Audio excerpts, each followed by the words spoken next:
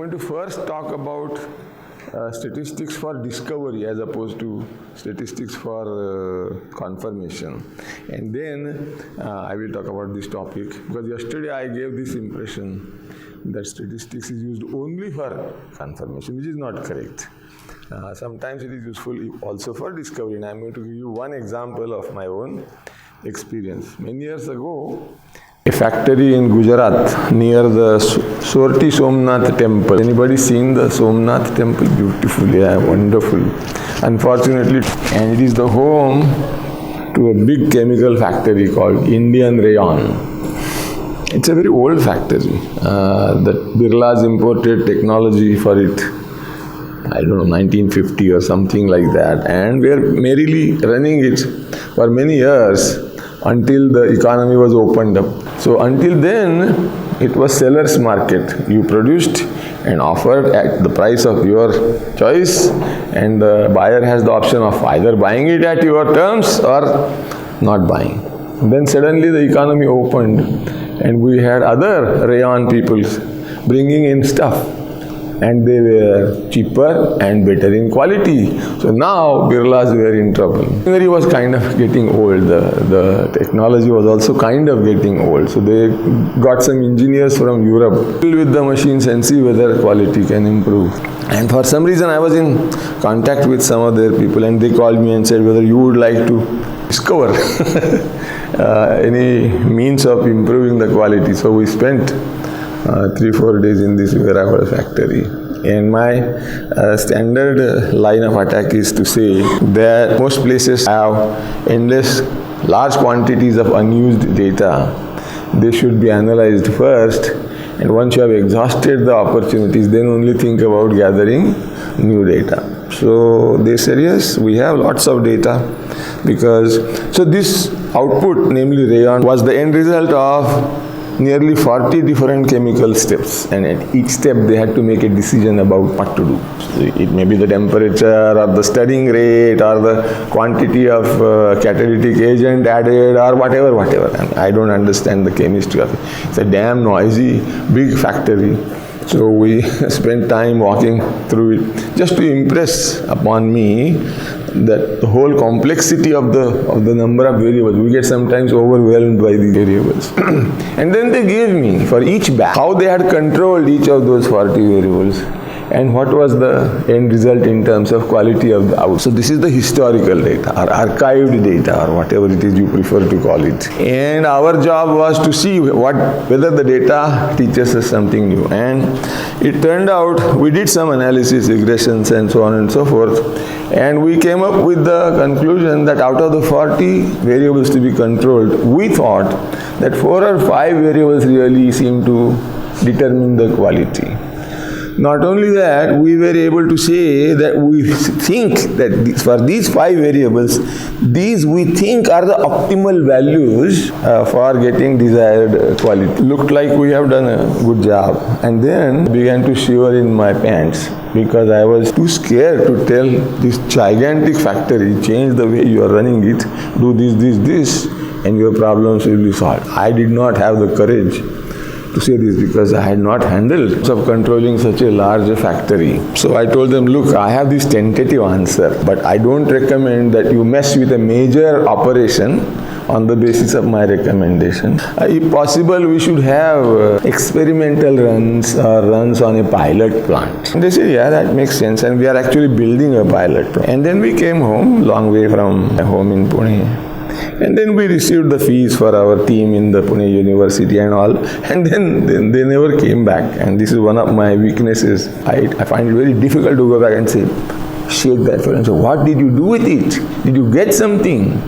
What did the European engineers do? Did they change the machine? Did you get the answer? So it was the end of my story. But the point is, so I tell anyone who is involved in a complex manufacturing process that if you have historical data, then I would be able to give you a tentative exploratory answer as to how that process can be improved. And then I have some notion of how, if you see, these are tentative values of optimal values for control variables, and I have some idea about how to manipulate those values and try different things. And I claim no originality.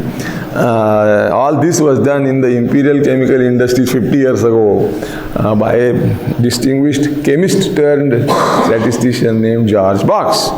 And he happens to be, or he was, the son-in-law of this great man, R.A. Fisher, and he has a wonderful book about this, and it is called, engineers call it EVOP, or evolutionary operation. By that, what we mean is, you have that operation with lots of variables, but don't think of changing it all. Change only one variable at a time and only tiny little bits, so that you don't cause a disaster. So anybody interested in discovering optimal way to control a complex manufacturing process, the book to read is EVOP, or Evolutionary Operation, by G.E.P. Box, George E.P. Box, that's the name. I think this book was published many years ago by John Wiley. Anyway, so that was an aside out of yesterday's story. Now let us talk about my criteria for a good seminar in applied statistics. Stage 1, there must be a problem which is important enough for lots of people, not just me and my mother-in-law. And then there must be a solution. And if possible, I should be able to explain how I arrive at that solution. This is the criteria. So in this case, our problem is oral cancer, which I presume is an important one. And in this case, we are interested in tobacco chewing as the cause for it. Okay. And I have to tell you how I got into it. I don't chew tobacco, I don't have oral cancer, so there is no personal involvement. But I was in this institution called the Narsimonji Institute, from which you had a visitor, because that department of statistics, two of the senior most teachers are my former students. That's how I... And then the head of the department is an industrial consulting statistician, and he knew about my work as a consultant. So he said, Prof, we have a biology department also, and I have heard that you consult biologists, so why don't you talk to our biologists? This is how I met this cancer biologist. And I remember, and I was very proud of it. She said, you know what, Prof, you seem to know more about biology than what I know about statistics. Which was true. That this I speak as in my personal capacity, and my company is not liable for any stupidity that I express here. But this is not the disclaimer that I need to give here. But I have to tell you that I am not a cancer person. So I am going to talk a little bit about oral cancer, and for some people it will be ridiculous because they know a lot more than this. But for some others maybe it is useful. And then cancer epidemiology, a little bit, not too much. And then the issue is there a genetic basis? And then I will tell you what the data are. And those data are from this lady. And then some tricks to discover genetic basis. And then a bit about confirmation, also statistical. I always start with this per person. So in Maharashtra, I don't have to say this, but in other parts of India, I have to tell that this guy is very important in Maharashtra politics.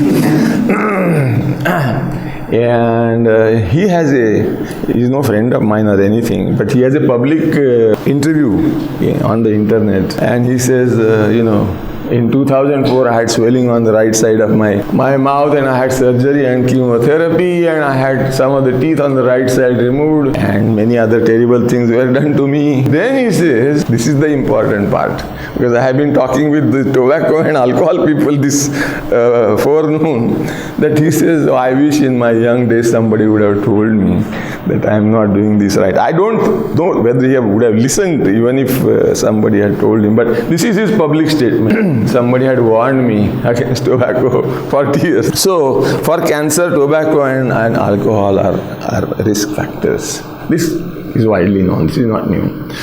Then now we have to ask whether this is a major problem in Indian society, because Abhay this morning was telling the visitors that we thought sickle cell anemia is a big problem for Gonds, but they don't think so. So there is a very important distinction. So anyway, the dark blues are the female incidence and mortality, and light blue are for men. And if you see the last two both men and women have incidence and mortality with oral cancer. And it comes in many forms. Of course, I learned many new things today, that kharra, what was that? Kharra is the most expensive thing, etc. Gutkha, Nas, Naswar, Khaini, Mawa, Misri, etc. So it comes in, the Lord appears on earth in many avatars. And then for my students, it is interesting to show these pictures because this guy died of cancer and so did this fellow. And in this case, the internet says he died of bladder cancer. And of course, the great heroine of black and white days died of pancreatic cancer. Everybody knows that the Apple guy died of pancreatic cancer. So it is very rare and there is apparently no medication available. And this woman is Simple Kapadia, and many people don't know who. Then I have to tell Dimple Kapadia, because she was also a heroine of my time. And these guys are cancer survivors, yeah. And of course everybody knows him except people like me, that he's a cricketer, batsman. And I have seen her in younger days on screen, Manisha Koirala, and this was new to me. Anurag Basu. I have not seen the movie Barfi. And this was, a heartthrob of my generation. She died. She did not die of breast cancer, I am sorry. And this is a role model for many of us. She's not a cancer patient or survivor or anything. She's a scientist about the same age as I, and she did her first degree in mathematics. And then she wanted to do PhD in statistics. And there is something called coursework, and one of her courses was in genetics. And decided the statistics is boring and genetics is much more interesting, and walked over to the genetics building, and they actually admitted her, because in India nobody does such things. I could not have walked into a genetics department. They said, let me do mathematical modeling genetics and you give me a PhD in genetics. Nobody would have agreed. So she got her PhD in genetics. And she was a student activist and worked with Ralph Nader. The younger generation may not know. He was the man who started the consumer activism, and his first famous book was Unsafe at Any Speed. It was about a car manufactured by the General Motors. So he was a darling of the young generation at that time, and she was involved in environmental problems in California. Anyway, so she did her PhD in genetics in 73, and in 75, Science, the famous magazine in the United States, gave her results as a cover story. And the result being that 99% of the sequence is identical between humans and chimps. And this is that cover. And so presumably she became well known all over the world. And then she worked on breast cancer. Her mission was working on breast cancer. And why do they have that biography? Because she got the highest honor in science in the United States, which is called the President's Medal in Science, at the hands of Obama. So now people know that it runs in the family, and the hypothesis is that a certain mutant of a certain couple of genes makes you very vulnerable to breast cancer. And there is all kind of epidemiological data available. When people try to do mathematical modeling, they found that the model which is most consistent with data assumes an autosomal dominant breast cancer genetics pattern. So now it is presumed that there are autosomal genes, not on the sex chromosomes, and so there is some kind of a dominance involved, and so you have to have that breast cancer gene, and it took quite a while to identify that gene, but now it is called the breast cancer 1 and breast cancer 2, BRCA1 and BRCA2. And what is important, okay, so she got this highest award in medical sciences. Now this is the most important epidemiological statement, that if you have a mutation of BRCA1 gene, then your chances are as high as 83% of getting cancer. On the other hand, for the other group which does not have that mutation, it is only 8%. So it is tenfold increase in the risk of getting brain cancer. And therefore they say that women over 30 should get tested for breast BRCA1, whereas most of us thought that mammogram was. And I remember this lady, cancer biologist, showed me a picture, said, "Do you know this woman?" I said, "No, she looks good."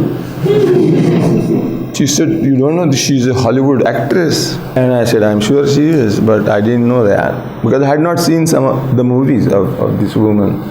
And then I said, "Why are you telling me about Hollywood actresses suddenly in the middle of story about breast cancer?" She said she had that vulnerability to breast cancer. But that, of course, is not special about her. But she was on the cover of Time magazine not because having the mutation, but because having agreed to undergo, yes, and openly sharing this news with. See, otherwise people would have kept it under wraps. So this courage of this, because she's a actress, you see.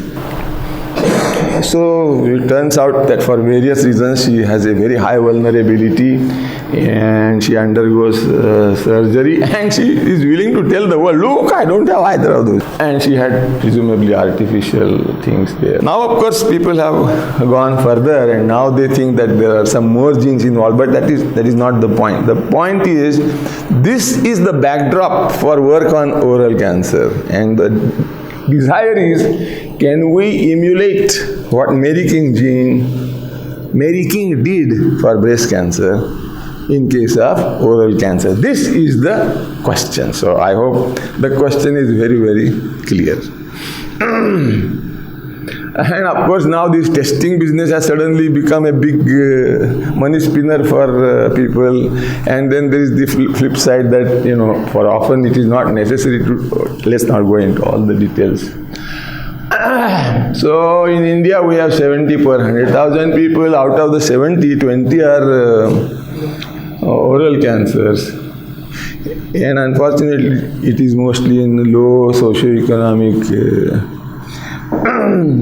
status, and most of them are regular users, long-term users of tobacco. I mean, the cowboys used to chew tobacco. I remember movies in which they would hold a leaf of tobacco and chew and spit. But not anymore. They don't even ride horses anymore. We have very extensive habit of chewing tobacco in both genders, and because it happens in lower socio-economic status groups, it gets detected very late, which compounds the problem of oral cancer. And I hope now you see all this advertising going on. The government is doing a good job of showing horrible pictures of people getting oral cancer in theaters and so forth. Okay, so this is the problem. Now we are wondering about the genetic base. So the first thing to remember is that you start chewing tobacco and next day you start worrying about oral cancer. That is a bit unnecessary. It is like Mark Twain said, reports about my death are somewhat exaggerated. So not everybody who chews tobacco gets oral cancer. Not everybody who has ever tasted alcohol becomes an alcoholic. So the question is, do some genes promote oral cancer? And it's promote rather than determine finally. And if so, there can be tests and early preventive action. So this is the motivation, social motivation behind this study. So early treatment is, I don't have to say all this, cheaper, simpler, more effective. If you detect at stage 1, tumor is small, spread is limited, probability that you will survive another 10 years is very, very high.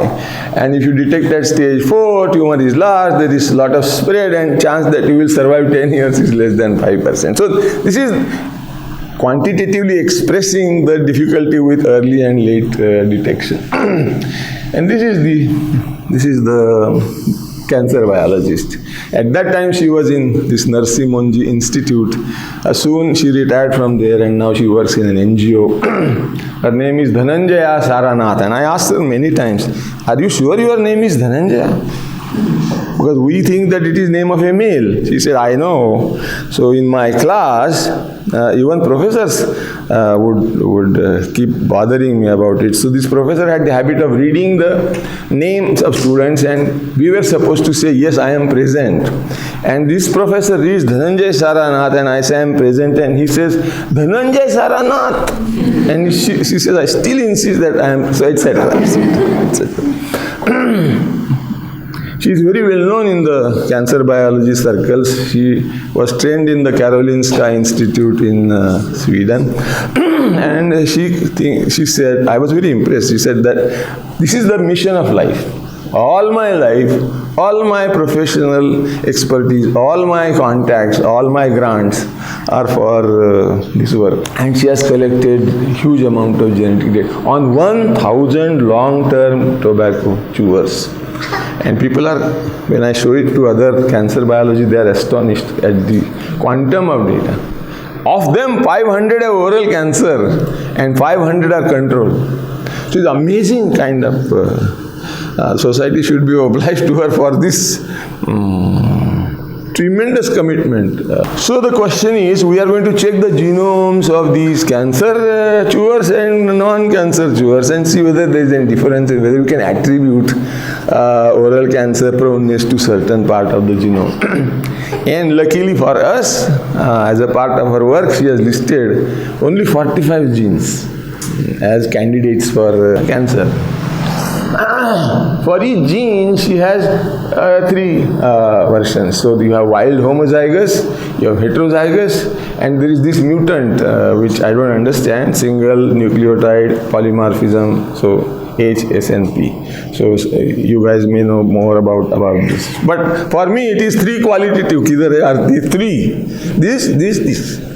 For every person, I have this class. For this gene, the person falls in one of the three categories. But no quantification. Okay? And she has data for 45 genes. For each subject, you have 45 rows and 3 columns.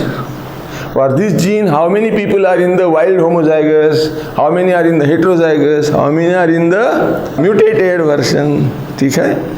Not quite 3, but 6. Why? Because I have separate groups, the control and the cancer. So we have 6 columns, 45 rows, 1,000 total count in different cells. This is the database. Understand the data? Everybody must understand what the data are, and it's simple enough. For each subject, she checks every gene. That subject belongs either to the first set of 3 columns or second set, depending on whether it's cancer or not. In those 3, either it is wild homozygous or heterozygous or mutant homozygous. That will fall in one of these. Okay? That's all. So this is, that is all is a bad statement. That is life's work. But looking at data, her data looks enormous, his data looks horribly enormous. This data is a nice matrix of 45 by 6, total count 1,000. So it looks elegant and small. And now this is something I have said earlier, that you explore, you discover no matter how, and then you have a full freedom. Don't bother about validation or anything, just go ahead and discover, and then use some nice mathematical method to use this data matrix, search for a small subset of genes that separate cases from controls. This is the idea. I can't tell you that this causes this. All I can say is, if you look at the cases and controls, this is where the difference is. And then I am presuming it means that there is a causality here, but I cannot draw the causality on the basis of statistics. So my friend said, this is only the first step. Now a lot more work will have to be done by molecular biologists on the genes that you have identified, which I understand. This is only a first step. Okay, so here is an illustration. There are no names of genes for 2 reasons. One reason is that I don't understand those names, and second reason is that is where the IP is involved. So I have just called them gene 1, gene 2, gene 45. So now this gene 1, if you see control group, heterozygous there were 131, homozygous wild were 10, and homozygous mutated were 359, and the total is 500. Go to the other part, cases. Unfortunately, it's not 500 but 499. In one case there was some problem. So rather than 1000 we have 999, but that doesn't matter.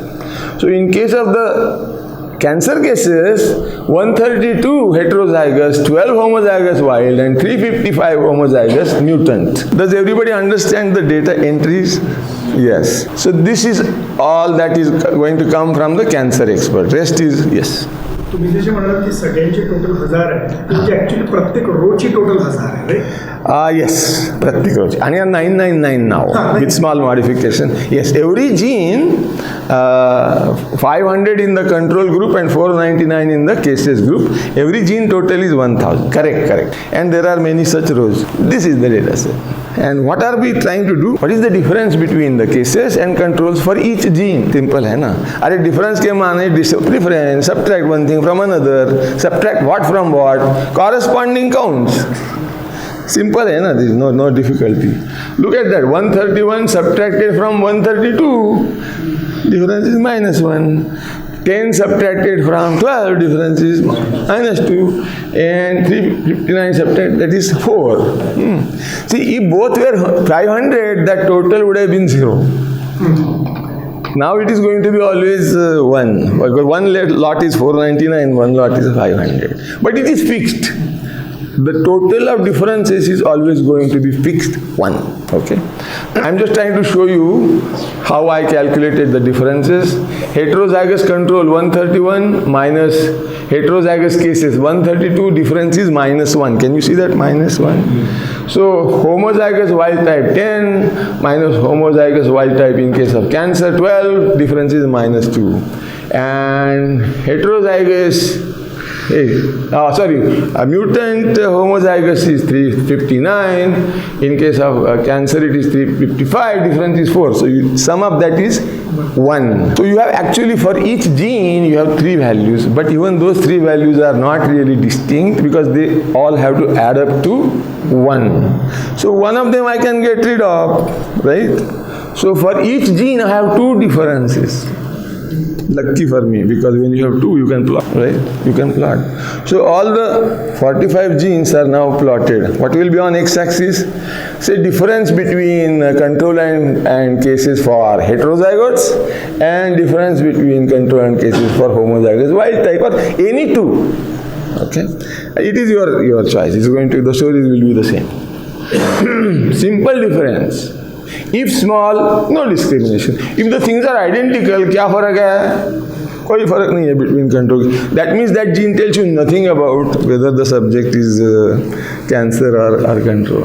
If the difference is large, then maybe that gene has something in it. Right? So I want to impress on you that our logic is infantile, very primitive, nothing sophisticated, nothing profound, no biology, nothing. So now graph. Now look at this other gene, gene number 20. Heterozygous for control 197, heterozygous for cases 97. And difference is 100. Homozygous wild to 54, homozygous wild for cases is 11. And difference is 243. And homozygous mutant 49 for control and 391 for cases, difference is 3. Huge change from gene 1 to gene 20. So अगर सब jeans एक सरीखे ही होते तो हमारा धंधा चौपट हो जाता था. But now here there is a suggestion कि कुछ hopes है. So now we are going to do the plotting. Look at this plot.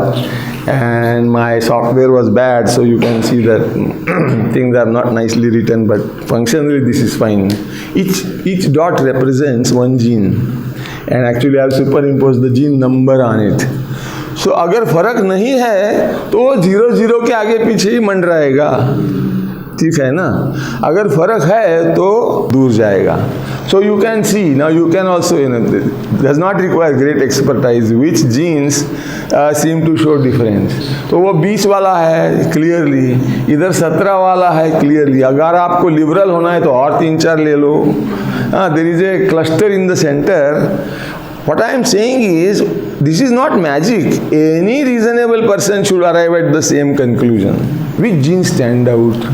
तो हम कह रहे हैं 20 and 17 are really the extremes, but here are a few additional ones. Check whether you agree with me. 18 and 40 up there, 41, and down here 16, 38, 42, 19, 43 वगैरह. and you can add or subtract 1 or 2, it doesn't matter. But the point is there is a big chunk of genes, by this very simple criterion, we are able to rule them out. As far as these genes are concerned, no difference between cases and control. They are not likely to help us in detecting cancer proneness. ठीक है, तो 45 से अपन कहाँ तक आ गए? Only 10. And what tool did I use? Arithmetic and graphics. Always do arithmetic first, graphics first, then think about complex statistics. But it's not the end of the story. There is difference. अभी difference को quantify करेंगे. And my colleague said, Euclidean distance ले भाई, very simple. Difference का square और add है ना, simple. तो अभी देखो gene 20 में क्या है? Difference 100, 243 and 342. अभी वो माइनस प्लस ऐड करेंगे ना तो टोटल 1 आएगा. ऑलवेज ऐड कर नहीं सकते हैं, because that negative and positive cancelling each other. So you have to get rid of that positive and negative. अभी दो तरीके होते हैं, एक तो एब्सोल्यूट वैल्यू ले लो, एक तो स्क्वायर ले लो. तो कैलकुलस में ऐसा है कि एब्सोल्यूट वैल्यू से डिफरेंशिएबिलिटी का बॉम्ब हो जाता है. You don't worry about that. Differentiability, you lose differentiability because that absolute function is very not smooth, whereas square is very nice continuous differentiable function. So for calculus reasons square is better than absolute. तो अभी अपन square लेंगे. Now अभी stat में research करने वाले क्या बोलते हैं, काय के लिए स्क्वायर लेने का, हम एब्सोल्यूट लेंगे. तो ले लो भाई, तेरा पीएचडी उस पर हो जाता है तो कर ले. So this is theoretical research, समझे क्या? To look at this 1,86,000 is the Euclidean distance, whatever unit. There is no unit here really. And look at this gene 1, difference 21. See, I hope you see the contrast. हाँ, तो अभी हर gene के लिए हमारे पास value है distance, Euclidean distance का, तो उसका रैंकिंग कर सकते हैं हम, उसका भी प्लॉट ले सकते हैं. और अगर बहुत डिस्टेंस ज़्यादा है तो हेल्पफुल जीन है, डिस्टेंस ज़्यादा नहीं है तो नहीं है. बहुत कॉन्ट्रास्ट. ये लो ग्राफ, अभी देखो 20 जीन किधर बैठा है, उसके बाद 17 है, 19, 8. अब कितना नीचे जाने का है आप पे निर्भर है. अगर आप हमसे नहीं एग्री कर रहे हो तो ज़्यादा, 1-2 ज़्यादा ले लो, नहीं तो 1-2 कम ले लो, फर्क नहीं पड़ता. But direction of thinking is clear. Which gene stand out? I am saying 20, 17, 19, 18, 16. यहाँ डिस्टेंस बहुत ज़्यादा है. अगर आपको बहुत कम डिस्टेंस में इंटरेस्ट है तो इस तरफ का ले सकते हैं. लेकिन हम कह रहे हैं कि 10 जो थी ना उसमें से अभी 5 ही रह गई, 5 को हमने डिच कर दिया. 45 से हम 5 आ गए. क्या टूल इस्तेमाल किए? एरिथमेटिक और स्क्वायर और एडिशन और plotting. Now I am making it 1 step more sophisticate. What is the probability of the subject being a case given that gene 1 is homogeneous mutant? These are the kinds of questions I am asking. अभी ये gene 1 की तरह आप देखो, अभी हमको क्या दिया है कि म्यूटेंट ही है समझो, यानी SNP होमोजाइगस. तो या तो वो 359 में से एक है या तो 355 से एक है. तो अगर मुझे ये मालूम नहीं है कि वो कैंसर है, देखिए इसका इस्तेमाल क्या करना है. आप अगर गए, आपकी जीन को देखा, तो आपका कैंसर स्टेटस तो हमें मालूम नहीं है, हमको प्रेडिक्ट करना है. तो हमको ये मालूम हो गया कि या तो आप होमोजाइगस SNP कंट्रोल हैं या होमोजाइगस SNP केस हैं. यानी टोटल कितने हैं यहाँ? 355 प्लस 359. उसमें से केस होने का प्रोबेबिलिटी कितना है? 359. समझे? तो ये रेशियो है, ओ सॉरी 355. तो ये भाई रेशो करीबन हाफ ही आ जाता है. मैं आपको जीन 1 आपका क्या है बताऊं और बोलूं कि कैंसर का क्या होगा, it is equivalent to tossing a coin, तो कोई मतलब की बात नहीं है. फिर जीनोम का के लिए चेक किया, हज़ारों रुपए खा उसमें एक्सपेंड करके, है ना. तो जीन 1 हमारी काम की नहीं है. अब हमको मालूम है कि जीन 2 में, जीन 20 में कुछ दम है, तो क्या होता है उसका देखो. ये जीन 20 का मैंने ऐड किया रो. अब उसमें अगर आप म्यूटेंट में हो तो 49 कंट्रोल वाले हैं, 391 केस वाले हैं. तो अभी केस का प्रोबेबिलिटी क्या होता है? 391 प्लस 49. 89। अगर आपकी सिर्फ मैंने जीन 20 चेक की और आपके पास म्यूटेंट होमोजाइगस है तो मैं बोलूँगा मैडम 90% चांस है कि if you continue chewing tobacco you will get cancer. See the logic? हाँ, अभी don't be satisfied with this, check this for every gene, almost sure that the based on these 1000 cases. So now I have calculated the probabilities for all genes and ranked genes by the probability. अभी कौन सा लेंगे? 20, 15, 10, 18, 40. ठीक है? And if you are in the bottom 5, perhaps maybe you can predict that खा सकते हो, आराम से खाओ टोबैको। ऐसा नहीं है, ऐसा नहीं है। There may be other reasons for, not. But so we know that some genes seem to have the ability to give you an early warning. ये डिस्कवरी हो गया भैया। अब इसमें से किसको आप प्रेडिक्टिव बोलोगे, किसको नहीं बोलोगे, ये थोड़ा सब्जेक्टिव है। तो हमारा तो प्रेफरेंस है यार एक ही जीन दो ना, उतना खर्चा भी कम हो जाएगा, नाम भी अच्छा हो जाएगा। Because testing, as you go on increasing the number of genes that you want to check, of course your lab expenses will go up. Anyway, now I want to use modeling. And I am using logistic regression as the model here. त्याच्यापूर्वी मागची जी slide होती त्याच्यामध्ये same graph तिन्ही यांच्यासाठी बनवू शकतो, तीन जे variants आहेत effect. हाँ, presumably, so we can do that. Yeah. Sure. See, the thing is, our suspicion is that this mutant is responsible for whatever is common. उससे कुछ होने वाला नहीं है. So our अजून एक स्लाइड मागे जाते हैं. हाँ. ते सस्पिशन तुम्हाला कुठलं आलं सर? Oh, नहीं, the cancer expert is saying this is the mutation. This is wild means the generally healthy population has that. तो हमारे सबके पास तो wild homozygous तो हम है ही. समझे क्या? अलग क्या है? वो SNP है, वो म्यूटेंट है.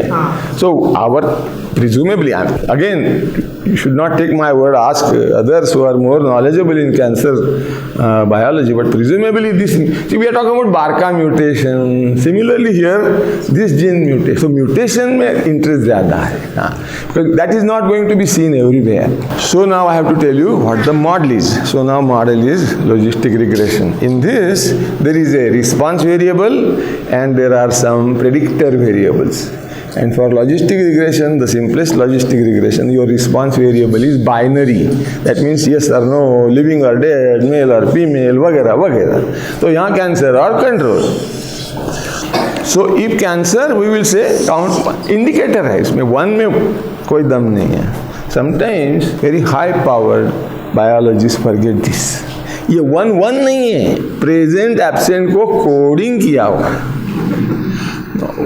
I want to make that point because a few years ago something terrible happened in psychology. There is this very prestigious psychology group in probably University of British Columbia, and they had this very prestigious huge grant for studying behavior of children in 6 different countries. And if I remember right, it was Canada, England, Turkey, South Korea, blah blah blah.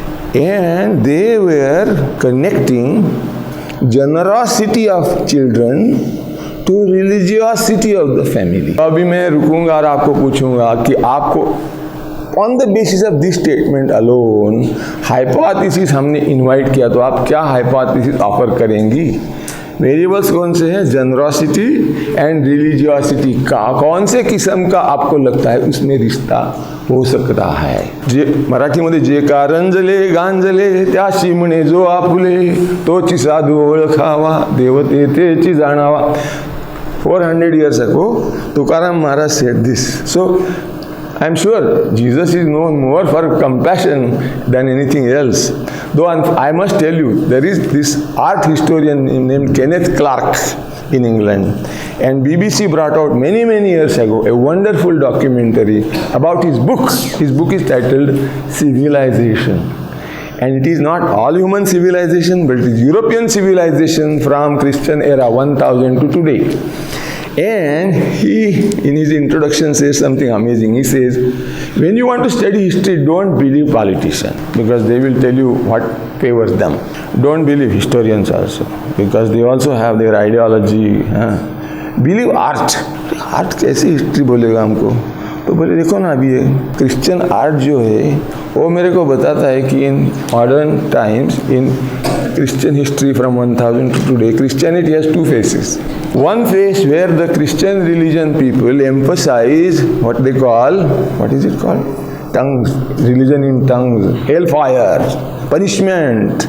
You are the fundamental sinner or something कुछ होता है. The sin and punishment aspect of religion. There is a group of people in Christianity who emphasize, and there is the other where compassion. Two distinct phases of, he says it is reflected in art, and he shows you pictures.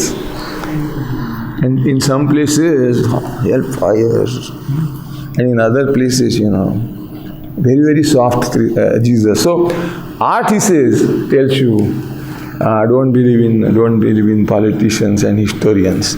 So anyway, I lose my track. क्या बोल रहे थे अपन? हाँ. So I also feel the same way. That typically, at least my intuitive understanding of religion is that religiosity generally means generosity.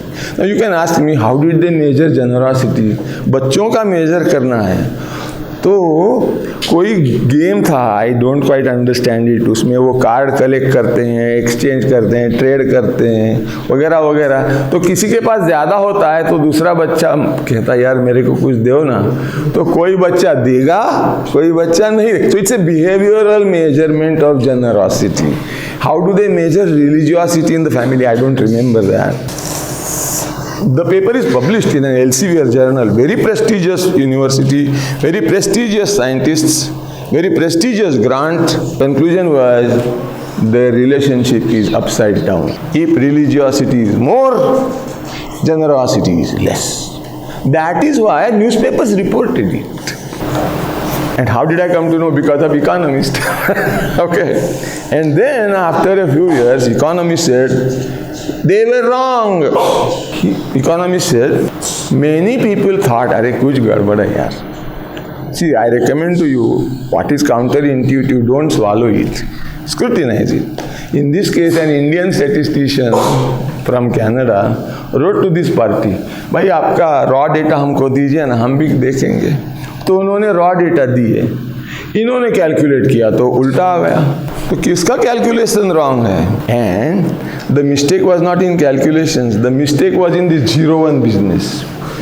See, they had one qualitative variable which is the country of origin. अभी Korea, तुर्की, Finland, Canada, अभी इसका coding क्या करेंगे? गधों ने coding किया 1 2 3 4 5. समझे क्या? And it entered as a quantitative variable. Whereas, let me not spend time, only stat people, if they are interested. If you have 5 qualitative types, how do you enter in regression analysis? You need 4 columns with lot of zeros, etc. So, this was wrong, and because they used wrong coding, they got a so. 5 years after they published this, they said, sorry. इन जनाब ने कहा कि आप बिल्कुल totally गलत हैं. Religiosity and generosity are positively correlated, like this guy says. We made a mistake in using statistical model. So I use this example in all my classes and tell students, आपको alert रहना चाहिए कि how you translate information into coding. उसमें आपने गलती की तो धंधा आपका चौपट हो जाएगा. And now that paper is available on the internet with in big red letters, withdrawn, printed on every page. It is available. What a shame! What a terrible shame for loss of reputation. I think he will never repeat that, or he will prefer not to use models at all. But ये तो गलत है. You have to use models and you have to use them discreetly, wisely. Check. Okay. So that is why this 0-1 business is very important. Don't belittle the way this modeling is done. All right. Now we think that gene 20, the mutation there really causes cancer. This is thinking. इसलिए हम लोग क्या करेंगे, if it is normal type, wild type, what happens in normal populations, we'll code it as 0. If it is heterogeneous, मतलब एक chromosome में mutation हो गया है तो हम उसको 1 बोलेंगे, और दोनों में मतलब वो म्यूटेटेड बट होमोजीनियस और होमोजाइगस तो उसको हम 2 बोलेंगे. What is the basis for it? Basis ये है कि हमको लगता है जैसा ये म्यूटेशन बढ़ता है वैसा रिस्क भी बढ़ता है. This is the approach.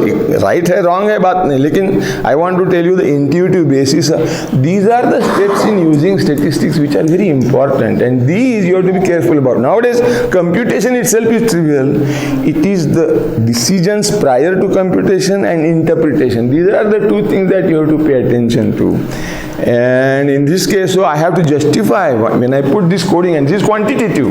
This is not qualitative anymore. And half the data is for training and half the data is for testing. So I will estimate the model using half the data and then check whether that model is doing a good job using the other half. This is the standard practice. Other half computer वाले क्या करते हैं, 90% for training, preparing the model, only 10%. वो ठीक है, जो आपको मर्जी आएगा वो करो, कोई बहुत फर्क नहीं पड़ता. Now the question is, and whatever coding I gave for gene 20, it can be used for other genes also. But we want very few genes, ideally only 1 gene. All right, so look at these results. So now there is a whole business in between that last slide and this slide which is suppressed, which is making these guys slog for days and nights before you get those results. But we don't give those details here. So if you use all the genes, then you get 92.6% correct predictions, and about 4% you get wrong positives and 4% you get wrong negatives. अभी दोनों का implication अलग है. Doctors can say this कि आपको नहीं है cancer, हमने डिक्लेयर कर दिया आपको कैंसर है, इज दिस मोर सीरियस, और आपको कैंसर है और हमने बोला कैंसर नहीं है, is this more serious. This is not for statistics to decide. We just honestly tell you how often we are making those mistakes. When it came to HIV, matters were very serious. If you said उसको है और सच में नहीं है तो उसकी ज़िंदगी बर्बाद हो सकती थी उन दिनों में. बाकी चीज़ों में उतना वो मतलब सेंसिटिव ऑफ सोसाइटी उसमें नहीं है.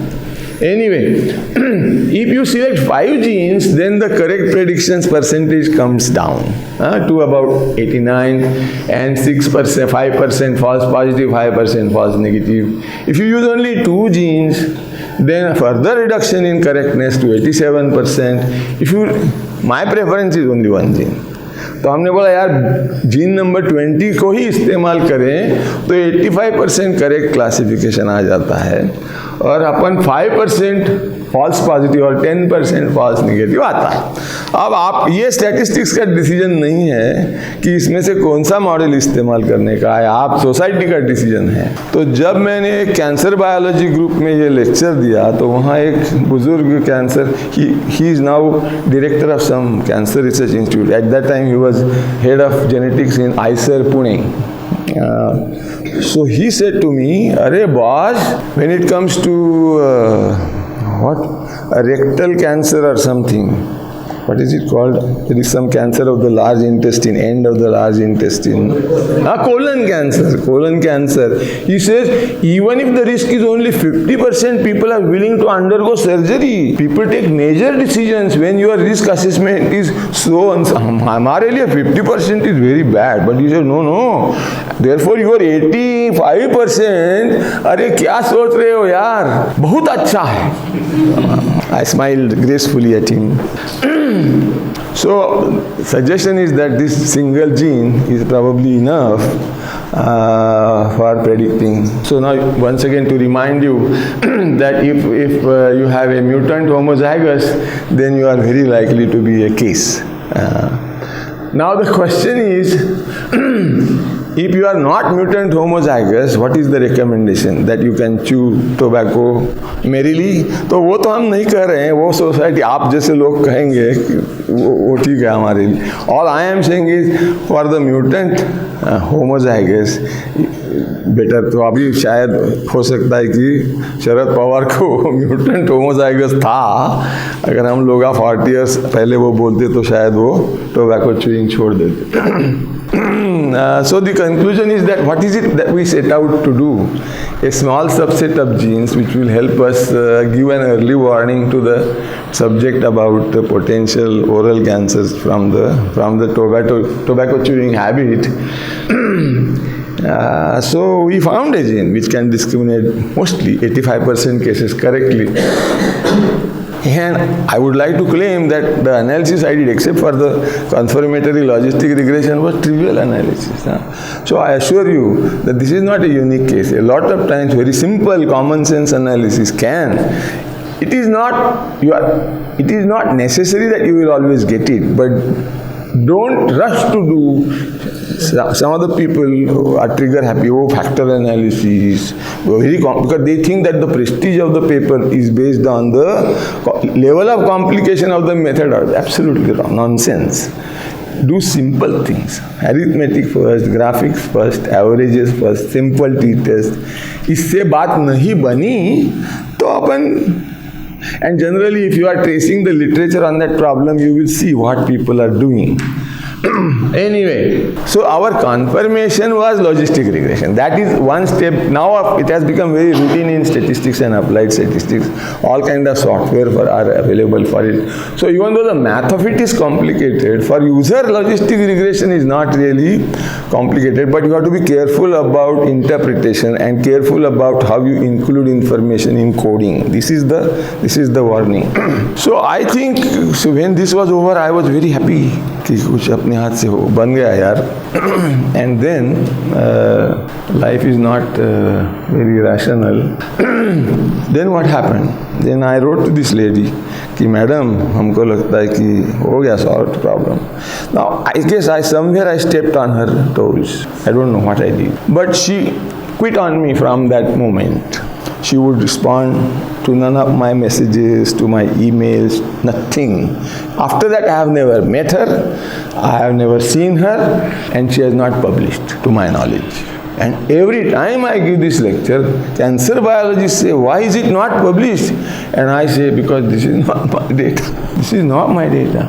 And then I say, Arey, but she says it is lifetime work and you seem to have solved this problem, and she was going to go to TCS and seek their help and so on.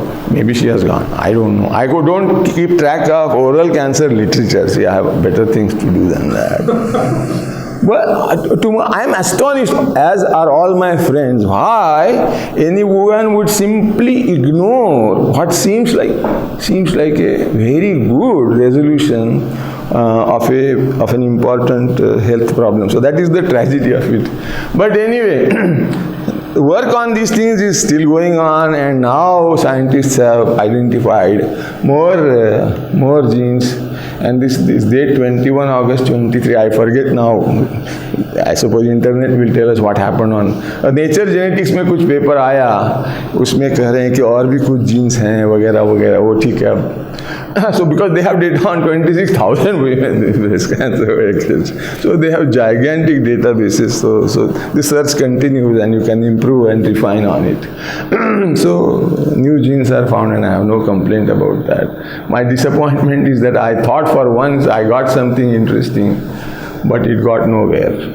All right, so that's the end of the seminar. To comment or